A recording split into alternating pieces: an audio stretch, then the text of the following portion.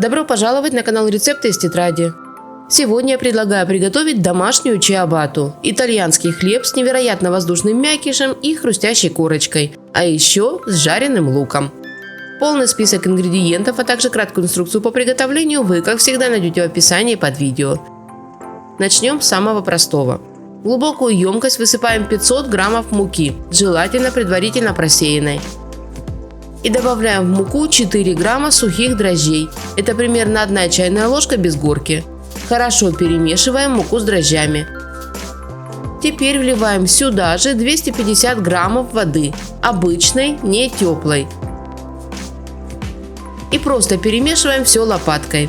Вымешивать до гладкости и однородности не нужно. Наша цель, чтобы практически вся мука стала влажной.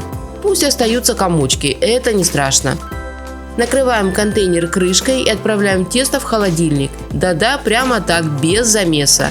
Там оно проведет ровно сутки. За это время клейковина начнет развиваться, и вкус у хлеба получится насыщенным, слегка кисловатым, как у настоящей чиабатты. Прошли сутки. Достаем контейнер и теперь аккуратно перекладываем тесто в миску, в которой будем замешивать тесто для чиабатты. Можно прямо руками, разрывая его на кусочки. Оно будет мягким и липковатым, так и должно быть. Теперь берем 150 граммов прохладной воды. Из этого количества вливаем в тесто 1-2 столовые ложки и начинаем вымешивать. Можно руками, можно ложкой. Главное добиться, чтобы вся вода впиталась в тесто. Затем добавляем в тесто 10 граммов соли, это примерно 1 чайная ложка с небольшой горкой, и чайную ложку меда.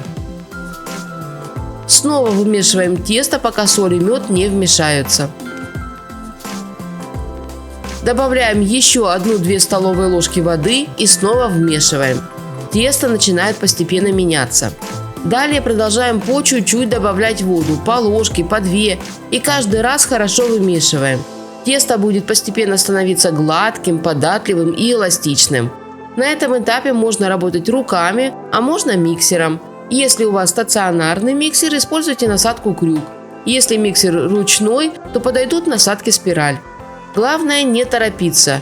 Всего на вымешивание теста нужно будет потратить не менее 10-15 минут, а может и больше. Главное добиться, чтобы тесто стало гладким, эластичным и приятным на ощупь. Когда оно стало именно таким, смазываем рабочую поверхность растительным маслом и выкладываем на нее наше тесто. Немного растягиваем его и складываем конвертом.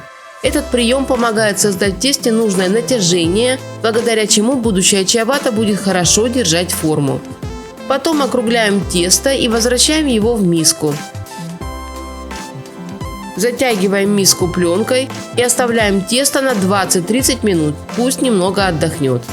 Пока оно отдыхает, подготавливаем воду для смачивания рук и, если хочется, 100-150 граммов жареного лука, который нужно предварительно обжарить до золотистого цвета и остудить.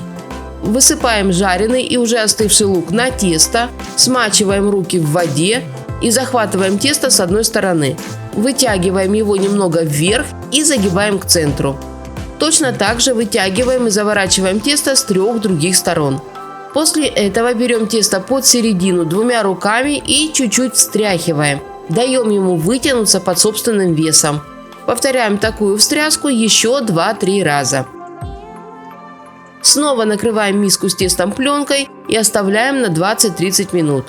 И повторяем все еще 2-3 раза. Растягиваем, складываем, отдыхаем. Это важно. Чем больше таких складок, тем пышнее и воздушнее будет мякиш. Сразу же после последнего складывания теста начинаем разогревать духовку и противень, на котором чиабатта будет выпекаться.